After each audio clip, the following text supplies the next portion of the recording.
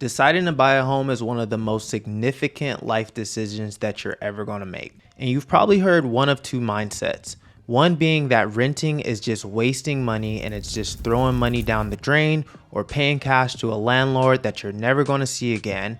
Or from the pro buyers out there in the world, you might hear that buying is always a great investment and that you're going to save money. However, it's a lot deeper than that, and both renting and buying have psychological and financial costs associated with both of them. When you look at statistics that say that 65% of Americans own real estate in the US, and of those homeowners, they have a net worth about 40 times higher than those of renters, it seems like a no-brainer to go out there and try to buy a home. So when you ask me, Naim, what's the best decision for me? Should I buy or should I rent? I'm gonna tell you, truthfully, it depends where you are in life. We're all humans and we all have different timelines. Sometimes it's going to make more sense for you to rent a property versus buying a property. So let's jump into the video and talk about a few differences on when you should rent versus when you should buy.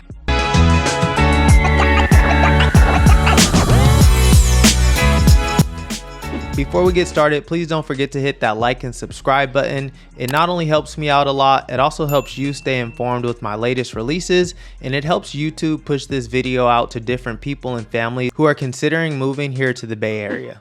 So jumping right in, let's talk about a few instances where renting is going to be the better option for you. If you're in a phase of uncertainty and you're unsure about your long-term plans and you don't know if you're going to be sticking around in this specific city or state for the long haul, or maybe you're unsure about your job stability, then renting is going to be the better option for you. Renting allows you the flexibility to pick up and leave without having the weight of a mortgage on your shoulders. Now, don't get me wrong, you can for sure buy a property, and if you need to move somewhere, you can move and rent out your property. However, you're going to want to run your numbers on the front end, look at what rents are in that area, because you're going to want to make sure that you're coming out ahead and that property is cash flowing, or that you're at least breaking even at minimum and not losing money on a per month basis. And that's a whole nother conversation and strategy, and really on the investment side of real estate that you're going to want to look into. So next, if you like the idea of having very little responsibility and very little upfront costs, then renting is definitely going to be the better option for you. When you own a home, it comes with a level of responsibility that just not everyone is ready for at this time.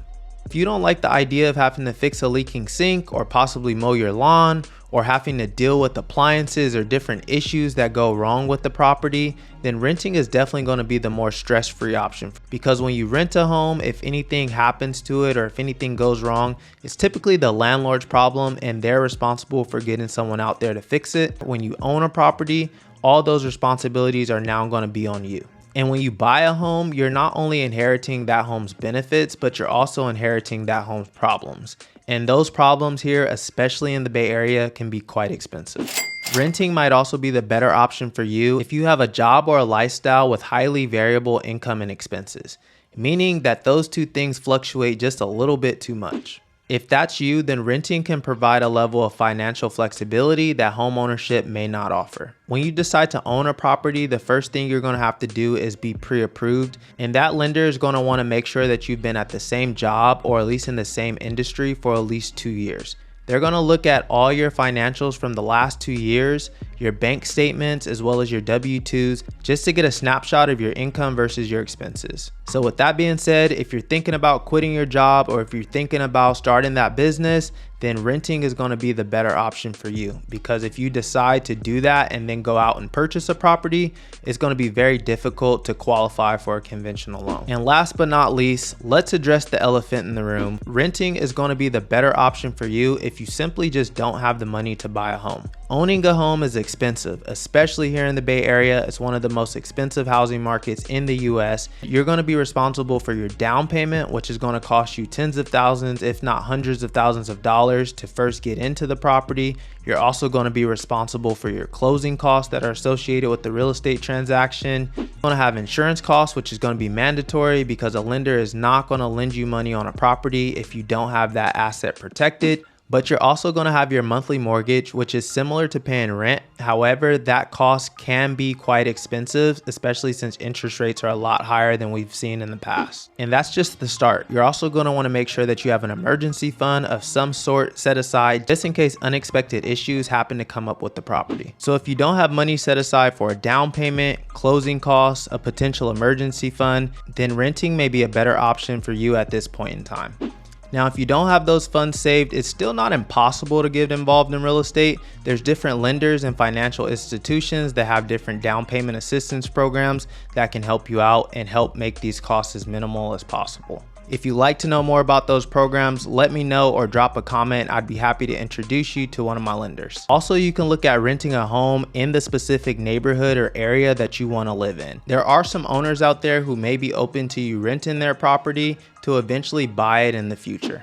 Let's talk a little bit about when you should consider making the big leap and buying your first property. First up, it's crucial to think about where you are in life. If you're at the stage in life where you're ready to settle down, maybe you have kids and a family, or maybe you landed a stable job of your dreams in the city that you want to be in, or maybe you just found a community that you love and you can see yourself being in for years and years to come, then homeownership may be calling your name. Regardless of if you have a family or not, you want to make sure that you're in it for the long haul. And I would say at minimum, you should be looking to own your property for at least 3 to 5 years.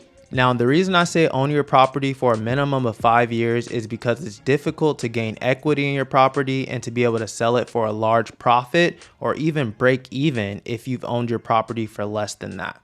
Now, I know there's times, especially in the past few years, when home prices went crazy and you could sell it for a very large profit, or if you bought your home at a steep discount way below market value, then those situations are different. But for the majority of people, you want to be comfortable with at least owning your home for 5 years. It's just a risk mitigation strategy, and it just ensures that you're not taking a big loss when you do decide to sell it. Now, we touched a little bit on the money portion, so we won't spend a huge amount of time on this, but if you have income that is predictable, you've been in a stable career, and you've been at your job or your company for at least 2 years, then you can look at purchasing a home, because that's going to be the first thing that a lender goes to look for when they go and pre-approve you for a mortgage. When lenders go to approve you for a mortgage, they want to mitigate as much risk as possible and make sure that you're capable of paying them back.